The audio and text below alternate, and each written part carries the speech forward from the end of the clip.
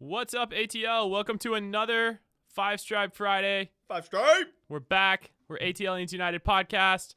Joe, what episode number is this? This is like 17. That's right, 17. Man, I'm Blake, the Marshman. We are the 17. We are number 17. We finally hit our 17th episode. Our club was formed in 2017. We're excited you guys joined us today.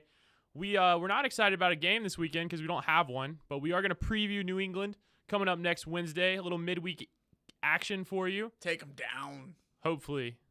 Bob Kraft versus Arthur Blank. It's going to be a showdown. We're going to recap an unfortunate week for Atlanta fans and Atlanta United coming back from that loss against the Red Bulls. And we're going to also, just bring you all the news and all the things you need to hear about what's going on in Atlanta, what's going on around the world, and what's up with United. Hey, guys, if you enjoy our podcast, if you like listening to us, don't forget to rate us 5 stars on whatever you're watching, listening. 5 stars, 5 stripes. Makes sense, right? It's Friday. I'm ATL Joe, and that's Blake Marshman. Let's do it.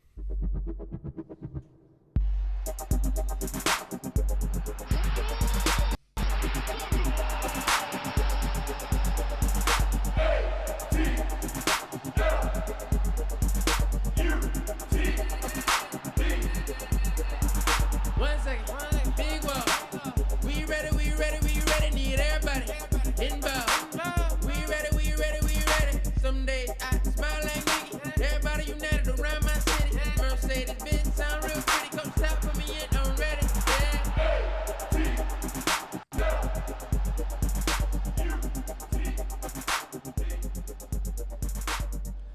What's up, ATLiens? We're back. Big news this week. Atlanta is moving on from their 3-1 loss. Moving on down the road. Next game is against New England Revolution, and we got big news for our podcast and fun for all you fans. There's going to be a little watch party at Brewhouse, and we're going to go there, and we're going to go ahead and hang our flag. ATLiens United flag going to Brewhouse, the official bar of our podcast. Come out and join us. Watch the game. We're going to be getting back on the win streak. Blake will be there, right? I'll be starting some chants. I'm sure there'll be some rowdy faithful inside Brewhouse, and they'll be starting some chants we haven't even heard yet. I'm excited. Like, every time I'm in Brewhouse, I feel like I hear a new Atlanta United chant.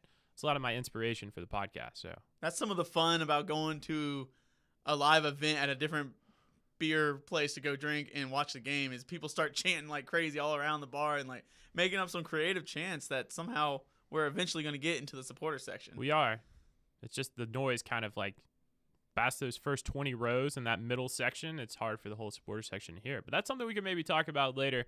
There is some drama going on between the the ranks in the supporter section about who can hear the chants. Are we on the same page with the chants? Are we in sync?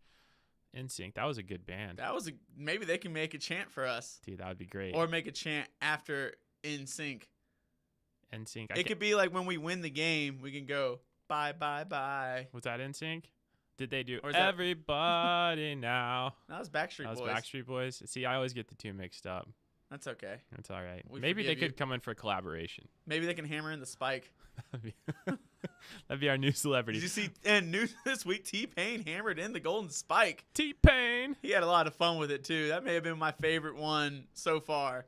Just because of how he was hyped with the crowd. He made his goofy sunglasses, and that was pretty fun. T-Pain, I felt like he should have had one of those, those voice things going, like T-Pain. Did you see him yell while he was holding the spike, "I am Thor"?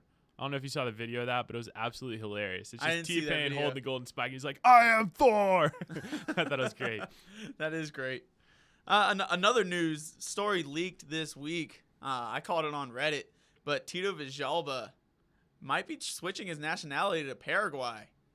He is half Argentine, half Paraguayan, and he could be joining the likes of Miguel Almiron and wanting to look forward to the 2022 World Cup and play side by side with one of his good friends. And not just Miguel Almiron. Let's talk about a player that honestly tore us apart this past week. Kaku Romero.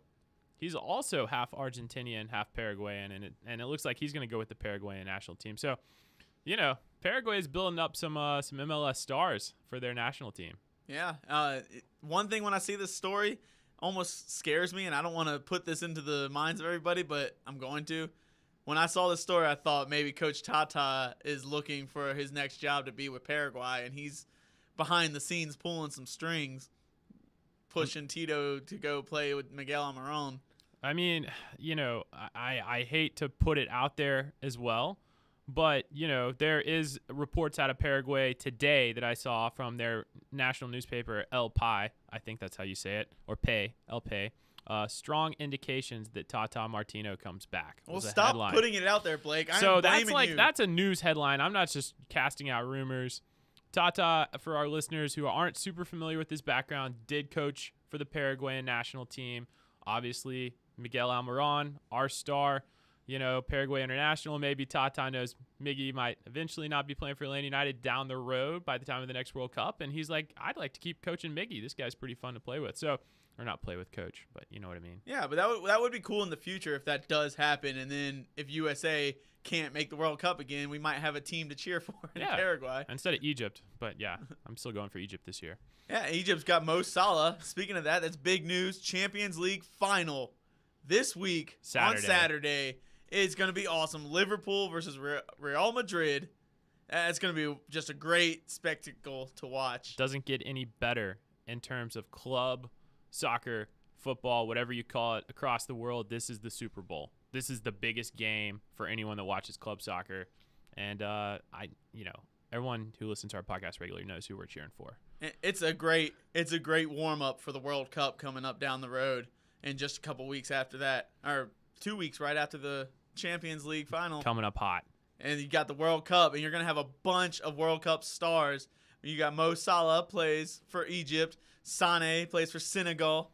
Firmino plays for Brazil. Don't forget about Cristiano Ronaldo from Portugal. Yeah, and then you got a couple other Brazilians on their team. Or Real Madrid just littered with European international stars. Yeah. From Spain, Germany.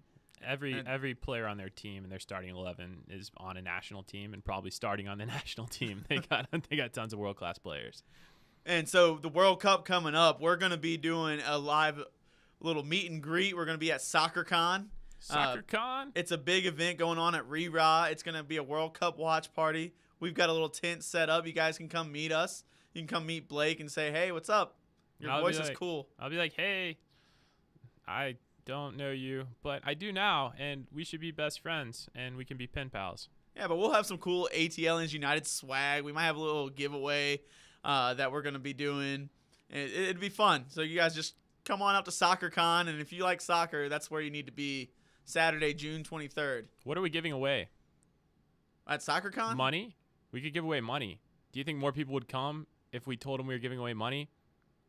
That's usually a big go-getter. All right, guys. We're giving away money at SoccerCon June 23rd. You heard it here first. I hate you, Blake. What else do we got going on, Joe? Red Hare Brewery. We're doing a live event at Red Hare Brewery. Live podcast right before the Orlando game coming up, that home game. It's going to be fun. We're going to go be there, drink beers, going to go meet some friends. We're going to have a full episode in front of you fans so you can come and enjoy beer, and we'll be doing a definite giveaway there, and it's not going to be money. No, it's going to be a little Atlanta United trivia, possibly. Maybe a chugging contest between Joe and I. There's so many possibilities. We're just not going to let the cat out of the bag quite yet. All right. It's going to be fun. Well, we have a little surprise gift giveaway at the Red Hare live podcast. But other than that, we've had a pretty good week, and there's a lot of people that went down. Blake, tell me who's hurting. Injury report. Injury report. Wah, wah, wah, wah, wah, wah, wah. Who is hurting?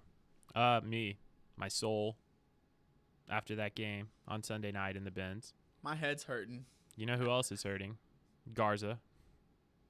And his shoulder that we keep talking about because it's always hurt because it's a torn labrum. But yes, Garza's back on the injury report. He's also on the suspended report because that red card was pretty brutal. How are his spikes from running into a knee? Yeah, his cleats might be on the injury. I don't know.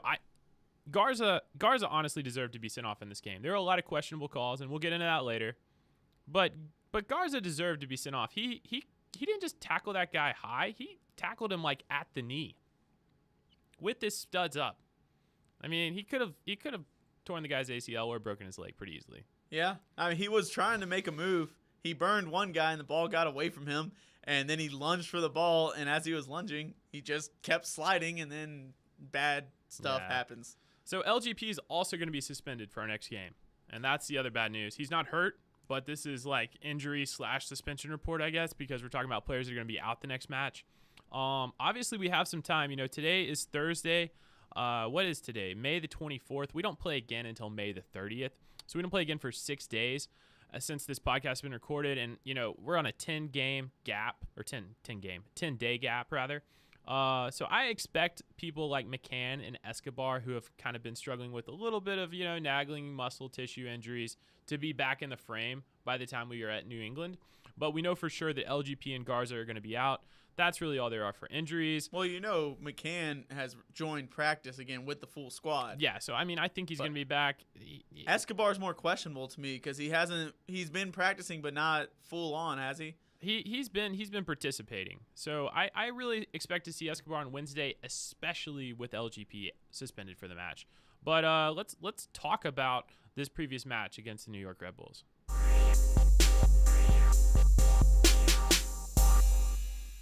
So everyone knows we lost 3 goals to 1 goal. Now, once again, the amount of goals are debatable, and we've gone over this a lot. We've talked about VAR several times on the show. We're going to talk about it, unfortunately, again today, Joe, because I think we have to talk about it. I mean, why does this keep coming up? What do you think? First of all, it definitely ruined the game. It influenced the entire game. Joseph Martinez, the first VAR call, comes on Martinez's second goal that would have changed the whole dynamic of the rest of the game. And I've told you I'm not a fan of VAR. I told you multiple times. And here's a blatant reason why. It tracked back way past the play. The ref saw it in live event and let it go, and the goal scored. And it's kind of like a micromanager. You got your boss sitting over your shoulder as you're doing your work, about to turn in your report for the day. And he's correcting you every bit along the way. And then when you turn in the report and they look at it and then they reject you and you got to go back and do the report again. Yeah, and it's like, why does it matter, boss? Like, I got the deal done. Like, why are you going back? Because for me, Joseph, it looked like feet coming together, right? I don't think Joseph intentionally fouled him. I guess once you replay it, for our listeners that haven't seen it, you could call it a foul if you just isolated the feet and you saw him kick the player in the back of the leg. But in real time, at real speed, I think Joseph was just trying to go score a goal, and he did. He scored a fantastic goal, and we go from going up 2-0 to eventually losing the game 3-1. Huge swing. That took all the life out of the crowd. I think Red Bull scored like 5 minutes after that goal got called back. And that was, the rest was history. Garza gets sent off in the second half, and Liberty almost got sent off. That goal gets called back, and then it goes down on the other end, and there's a penalty kick awarded for a very light foul on Miles Robinson. And they don't even VAR it. And they don't review that one.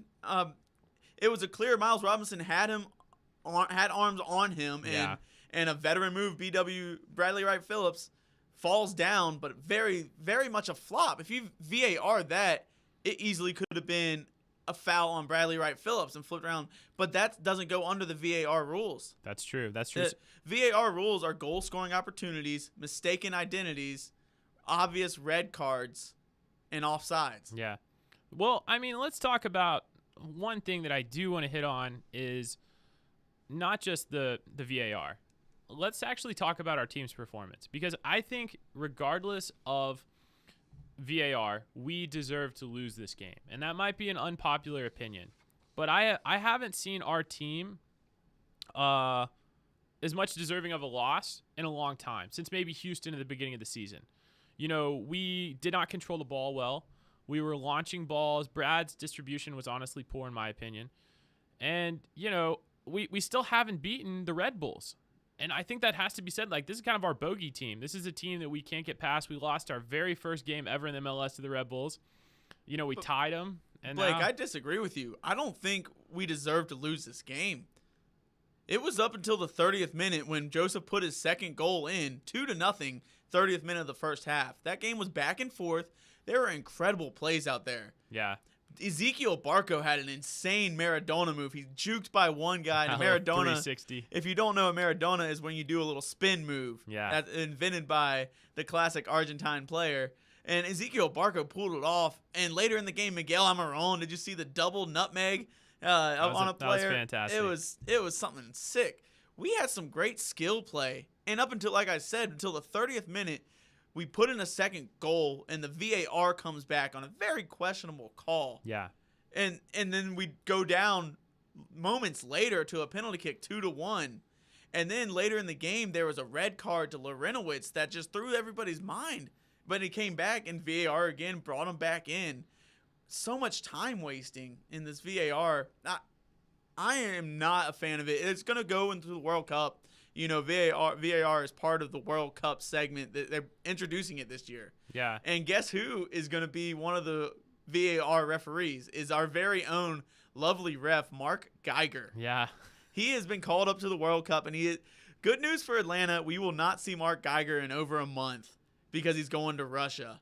And he is going to be adored or hated by fans there. And I'll let you take your pick as what you think it's going to be. I have no idea. Because he's going to go in and implement the VAR in Russia and let international fans deal with the poor refereeing that we've seen. Okay, so let's go into a hypothetical dream world for our listeners, you know, that maybe didn't see the whole game. Maybe they watched the highlights, or maybe they saw the whole game and they're just like, I don't know what to take from all this VAR. Let's say VAR doesn't exist, and let's go over all the VAR decisions that happened in the game. Okay, so we go up 2-0, right? They don't call Joseph's goal back. Let's see what happens from there that wasn't called with VAR. New York Red Bulls still score 2 goals straight away.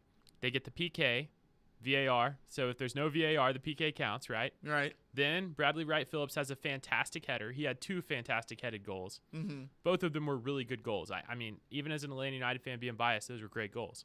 And so that it would be 2-2, right? And then Lorenowitz got sent off with a red card. The only reason he was back on the field was because of VAR. So then we would have been a man down at 2-2, and then Red Bulls still scored a third goal regardless. But they didn't score a third goal with Lorenowitz off the field, so then your whole hypothetical situation, if I'm going to nitpick, is done at that point. But I do see what you're saying. Lorenowitz would have been off the field. We would have been down a man, and we would have still lost 3-2, in my opinion, even if there was no VAR. So my number one problem with VAR is that it ruins the free flow of soccer, and it ruins the freedom and responsibility on the head referee. That's true. So the head referee now knows that VAR is in his back pocket, so it's going to affect him one way or the other. Is either going to affect him where he is not going to make a call knowing that he has VAR to come in to make the right call for him, or he has a way to make the right call that is questionable, might be a wrong call, knowing that he can review it later if he was wrong. So now he is changing the way he refs a game. It's a mind thing, and it ruins the free flow of soccer. And mistakes happen. That's just human nature. Right. I say let them happen. Let the free flow go. And then also the number one problem that I have in the MLS with the VAR is we don't have good reffing crews. That's true. We don't have quality refereeing like you see on the international level. Well, let's talk. That's where the root problem is, in my opinion. Not to interject, Joe, but let's talk a little bit about possibly why. I mean, like most things in life, whether we want to admit it or not, it comes down to the cash. It comes down to money, and MLS refs just aren't paid what a UEFA ref is paid. They're not paid what a Premier League ref would be paid. So I didn't know that. Yeah, so I actually have looked up kind of, different salary levels of, referees, and MLS is near the bottom kind of amongst international soccer. Is that right? So, I mean, you're talking about, I know we've seen it in other sports for American fans, whether you guys remember the famous NFL ref boycott. When the refs, do you remember that, Joe? When the refs in the NFL boycotted, and then they had to get replacement refs for a couple weeks, and there were just some terrible calls, and they're like, all right, just pay the refs. I remember watching I'm not a Packers fan, but I'm an NFL fan, and it was Packers, I think, against Seattle, and the final call goes down to a throw in the end zone, a clear touchdown catch. Yeah. And then they called it an interception after the play and That's right. ruined the game for Yeah. the Packers. Everyone's just like, just pay the refs, whatever. I mean, I don't know if it's going to come down to this point. I think that we have to talk about just how frustrated our coach is, how frustrated Tata Martino is with the refs. His post-match press conference was kind of depressing. Yeah, it was. He was kind of making jokes too. He's always funny, but he was just saying how stupid it was. And not only Tata, did you see LGP in his comments after the game? Yeah. He was not happy with these refs. And that's kind of a worrying factor to me when you get some of our top talent players and coaches and staff upset with the way the league is run. Are they going to suck it up and try to stick around in the league as long as possible, or are they going to go find a better league where they're going to be happier coaching and playing? And that's what we've always known and we've always addressed. You know, the MLS is not the top pinnacle of worldwide soccer. Let's just be honest. But what we do have is a great model here in Atlanta that I think could transform the league. And so I think the league needs to back the teams like Atlanta that are investing in youth, that are looking to bring in young talent that could be sent off and become world superstars one day. And they need to invest in high quality referees. Pay the guys. Go find refs from other countries if you have to. Bring them to ref MLS matches. We're a melting pot in the USA. Who cares what country the ref is originally from? Let's bring them in. Let's get high quality refs and let's back these players and these coaches that are investing in the league. And I think that's my challenge to the MLS as a whole, is bring in the quality of referees, bring in the quality of expansion teams, bring in quality to match the quality that other teams are investing. And I think that's what the fans want to see, and I think that's what we need as a league beyond just Atlanta United. That's a great point, Blake. And to go on further with that, that might solve the VAR issues that we have because it's a lot of bad calls or no calls. And it's just a whole cluster of deals. And the issue that I'm seeing going forward, a league never goes backwards. So we're stuck with VAR, like it or not. Right. And it's going forward. They're putting it in the World Cup. And that's how it's going to go around the world. I mean, some of these European leagues, like especially England, may be the last to adopt it. But I see 10 years down the road, they will have it in their system. Yeah. So bring in the quality refs and shore up how the VAR is done. Like, make rules to make VAR what it's supposed to do and not ruin the game. Yeah. And after all this talk, Blake, I need a beer. Beer of the week!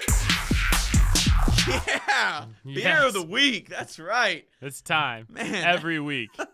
That was a big segment. That got me all hyped up. Every week. I know Joe's getting thirsty. We got All Juice. And this is not a duplicate beer. We did Deuce earlier in the year, which is a quadruple IPA, but now a limited time release, and it's Juice. Aw, juice. Exclamation point, exclamation point, exclamation Coming point. from Gate City Brewery, and I'm going to crack this one open for you, give a little ATL chant. Join his fans. ATL. Joe. Beautiful. It's a good spiking beer. That was It a great accepts spike. the golden spike like no other beer that I've spiked in before. I love these 16-ounce cans. These are great. So let's talk about the beer a little bit. This is going back. Their Deuce was what, like a double IPA, almost a triple. This is like a standard, beautiful 7% IPA. Yeah, and you drink it, and it's got, your classic IPA taste where it's not over juicy. It's more on that bitter side of like where you can taste the hops that are in it, and it's a really good drinkable beer. Let's talk about it's aggressively hopped. It's boasting flavors of grapefruit, pineapple, orange, and a touch of pine. This is recommended to sip while you're floating down the hooch, is what it says here on the can. I'm going to be doing that this weekend. Which that might be an unofficial ATLiens United event where Joe and I get in inner tubes and go down the Chattahoochee River, because that's one of my favorite summer activities in Atlanta. Well, I've got a double kayak. You can go ahead and post up front or back. I don't know which one you prefer. I'll probably just if you're blow a up. backer or a fronter. Probably just blow up my tube or my air mattress. I've seen some people going down on air mattresses. Yeah, You know, that's great. whatever Or you floats can your get boat. you can get a party float. I've seen people go on a 10-person float Yes. and just load it up with as many people and beers and whatever shenanigans you want to else put on there. Yeah, so stay tuned for the official, unofficial ATLiens United Shoot the Hooch party coming up sometime this summer. We don't know when. I do want to talk about All Juice's can. It's pretty cool looking. It's a 16-ouncer and it's got a green psychedelic diamond-shaped spiderweb looking logo on it. It's That's pretty an appealing. Excellent description. Pretty appealing to the eye. Well, Joe, while we continue to enjoy this juice, I think we have to go ahead and talk about what's coming up, not this weekend, but next week. I think it's time for the New England Revolution preview.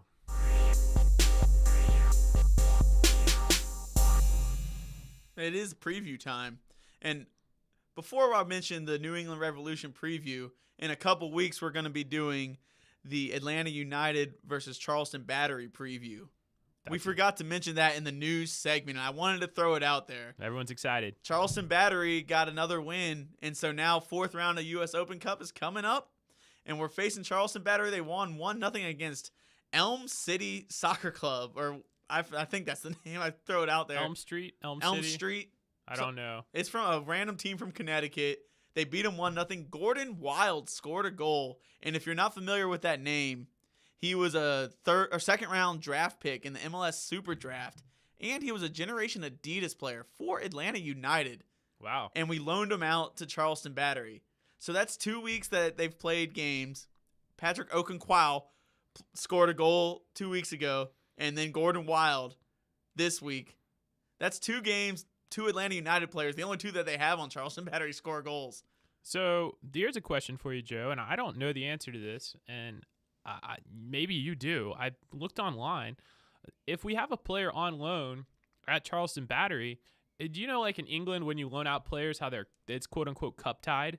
Like, say I am Liverpool and I loan out a player to Chelsea.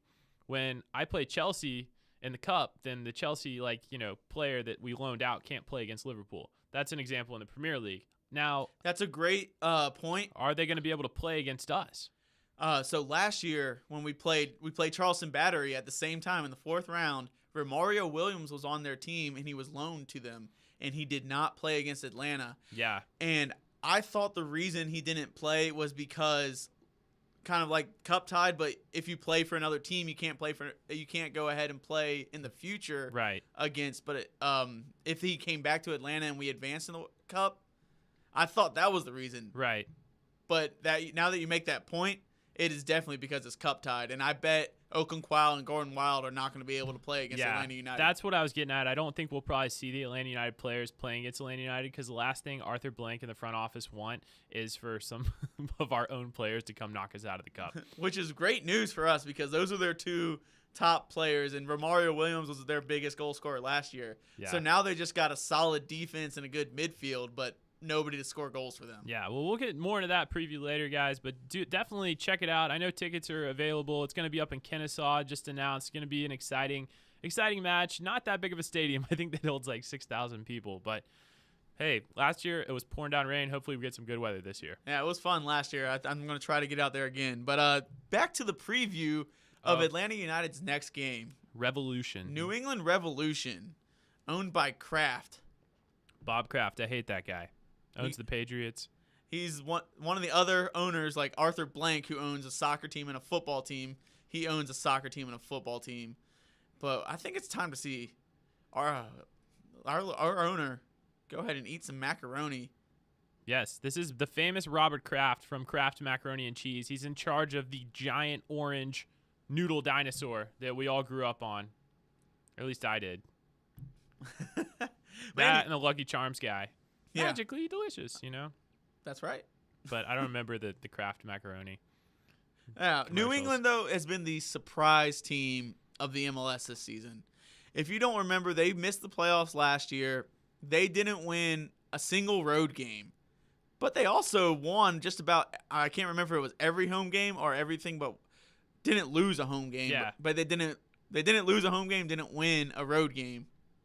And They were polar opposites. Yeah. When they played on the road, it was a loss. When they played at home, they were decent, but it might have just been because their field is such crap. And when they played at Mercedes-Benz Stadium, everybody got free burritos the next day. Because it was a massacre. It was the Revolution Massacre. That was our 7-0 win in Mercedes-Benz. And during that, or after that game, the New England Revolution's SB Nation website just went crazy with how awful their team is and was ready to give up on soccer completely. Well, Bob Kraft arguably has given up on soccer because he refuses to invest anything in a team that's playing really well and refuses to invest in, stadium enhancements or anything to make them relevant. So, honestly, I'd put it on him.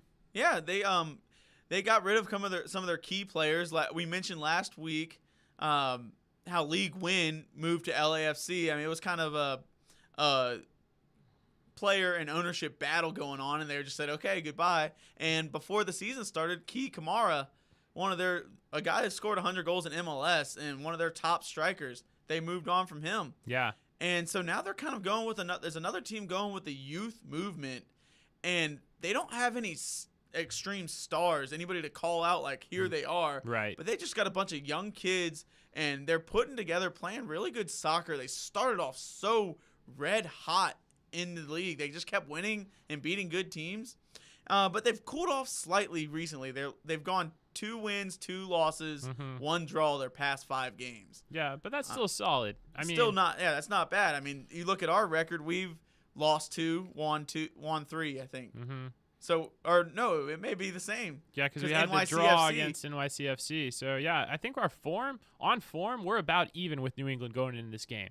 I think they definitely have a slight advantage that they're at home. I mean, I don't think we can ignore that because New England at home, like we said last year, is just a different beast. They're tough to beat at home. Their field's wonky. They play on the turf, but it's always got the football lines on it. I guess it won't have the football lines this time. It's kind of one of those CONCACAF feels. Yeah, yeah. So, I mean, and they're sitting there right there. Like, we're still first in the Supporter Shield. But let's talk about where New England's at. They're right there in 8th. Like, they're not far back. They have, I believe, 17 points right now from 11 games played.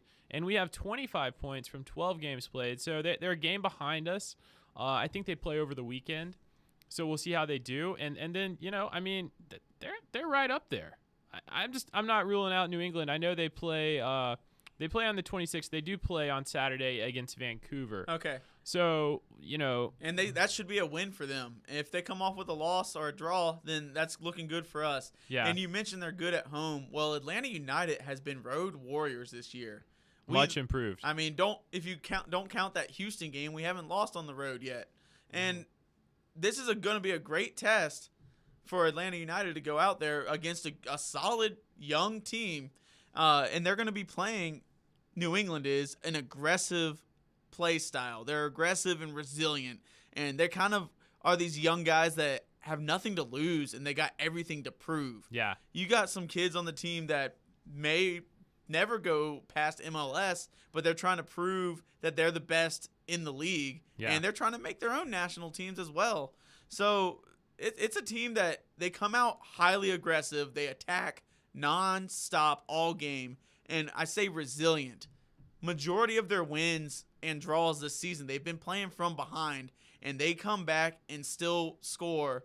Or a big fault of theirs last year was when they went down, they were one of those teams that were sulking and putting their heads down. Well, this year when they've gone down, they make a comeback, and then they win by 1 or 2 goals. So they're not going to give up, and they're going to put up a fight for the full 90 minutes. So I think it's something funny that we need to hit on is who is New England Revolution's coach.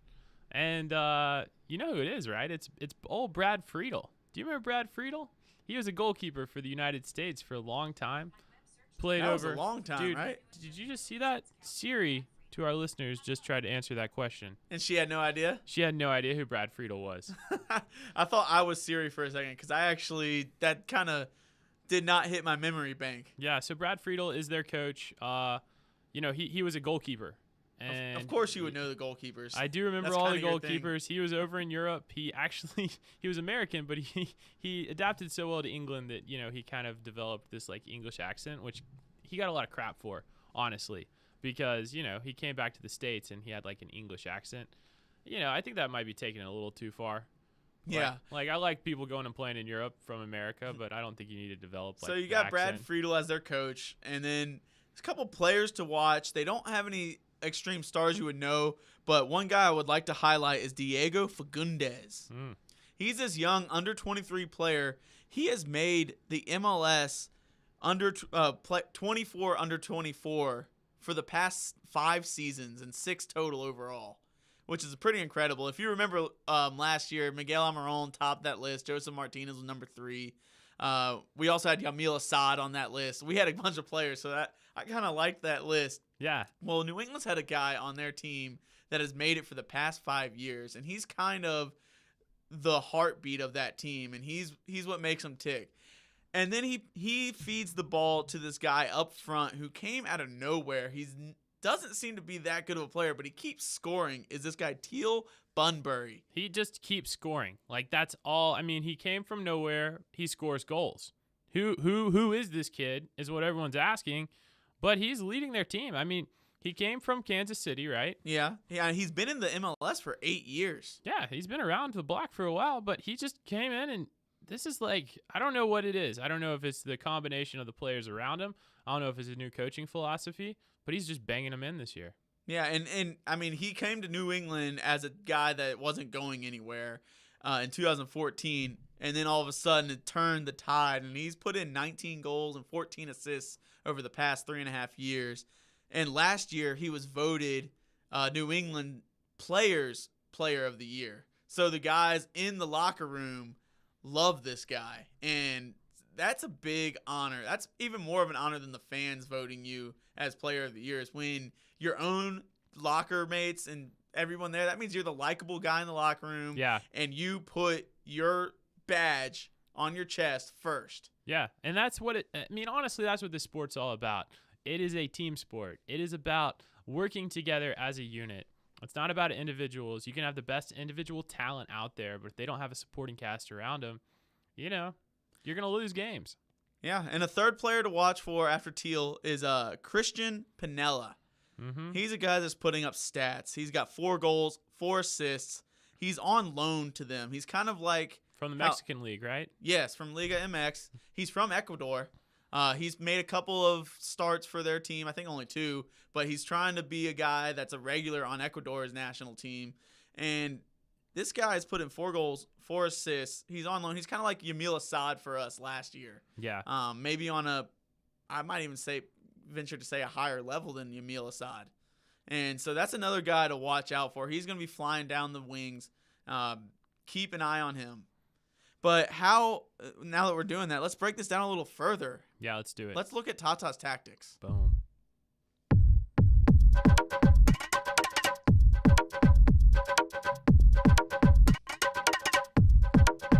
So it's Tata versus Brad Friedel, not Brad Guzan. I just have to go back to Brad Friedel really quick because I know Siri was a little bit confused. I know you were a little bit confused who I was talking about. So Brad Friedel is 47 years old. He played most recently for Tottenham Hotspur for the last 6 years of his career.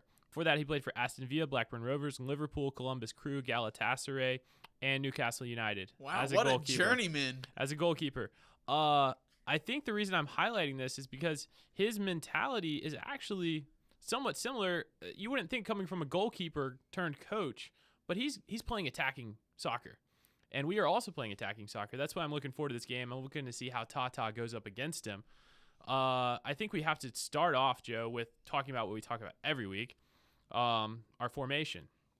3-5-2 versus that 4-3-3. Yeah, what are we going to do this week coming up against New England midweek?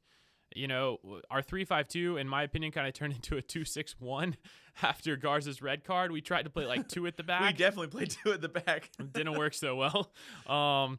I think we got to bring Tito back into play this week. We have to. When he came into the game last week, albeit he had a couple bad touches or didn't capitalize on his opportunities, he created chances and he was a threat.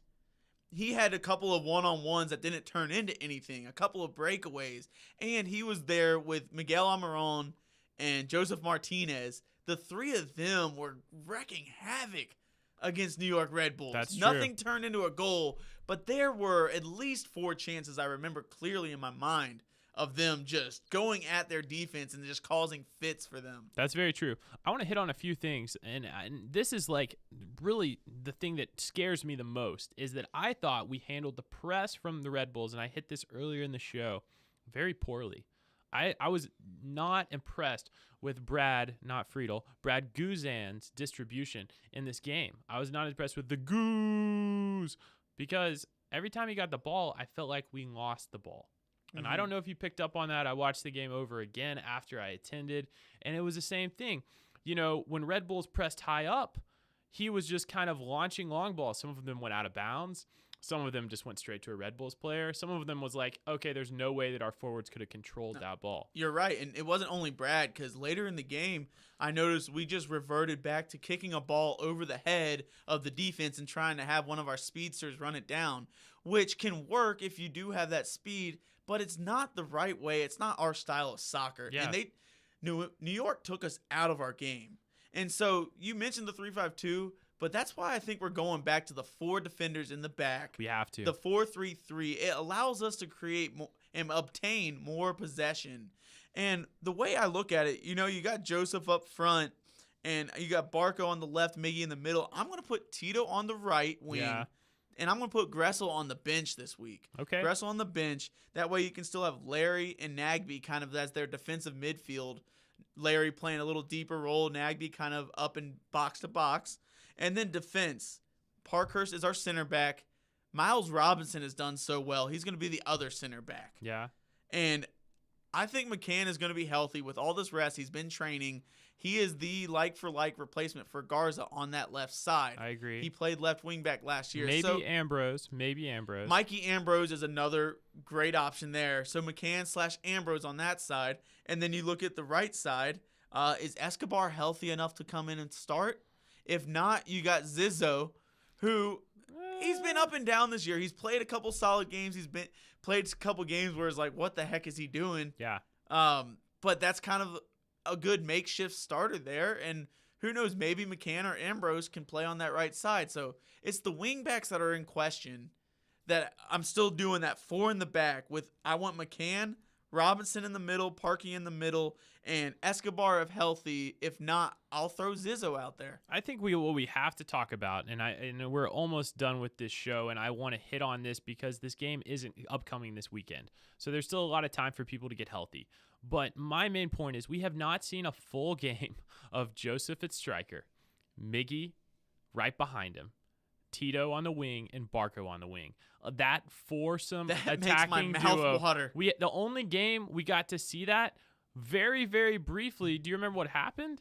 Is that the band got broken up. We had wasn't it a red card? And Tito got sent to the bench, and then we never got to see the formation again. And that would happen. What game is that you're talking about? We never have gotten to see a full game of those that 4 attacking duo. And that's honestly, in my opinion, what we bought Barco to play. That was last year's lineup. That was where Assad played. And it was Joseph, Miggy, Tito, and Assad. And we bought Barco, in my opinion, to replace Assad. Yeah. And we still haven't seen it. And we're like, we're over a third of the way through the season. We haven't seen this formation. Hopefully on Wednesday we get to see it. That's what I'm hoping for. And on Wednesday, this is going to be a real telling sign. New York Red Bull played a high attacking, high press, aggressive style, and we struggled against them. Not only then, last year they did the same thing. And another time when we struggled last year was NYCFC at their field. They did the same thing. New England Revolution is going to play that aggressive, high press, in your face, try to win the ball at all times. Yeah. And are we on their level, or are we going to show that we are a class above middle of the pack of the MLS? We should be. Granted, it's a road game, and road games are tough to win, but my Atlanta United that I've watched has proven that they're good on the road. So I'm expecting them to go out there and grind out a win with that high press, and I want to see Tito out there. What's your score? I'm going with a 2-1 victory. But I'm going with the victory. I love it, man. I'm going to roll with it. I'm going to roll with you. I'm going 2-1, Atlanta United. I think we get this win on the road. I think we get the momentum back. I think that we shut up all the haters. We don't have any stupid VAR decisions, and we win. and Uncle Arthur eats himself an entire bowl of Kraft macaroni and cheese. Eat some Kraft. Hey, guys, check out our website for our events all over town, right? It's ATLiensUnited.com. We got our videos stream up on there. We own the domain. Yeah, so go hit up ATLiensUnited.com. Traffic. And if not, hit us up on Twitter. Hit us up on social media. We're on all of them. Yeah. And thank you for tuning in. Until next week, I'm ATL Joe. I'm Blake, the Marshman. See you next week. Yeah, and find us all over the internet. You know, like I'm on LinkedIn. I think Joe's on Facebook. Go drink some beer. If you guys just want to like Google our names, you could probably find, you know, some interesting stuff. At one point when you Googled Joe Maskery, my dog Guinness came up as the picture, and I thought that was the greatest thing in the world. Yeah, if you want to see Joe's dog, just Google Joe's name. It's not the first picture anymore. ATL.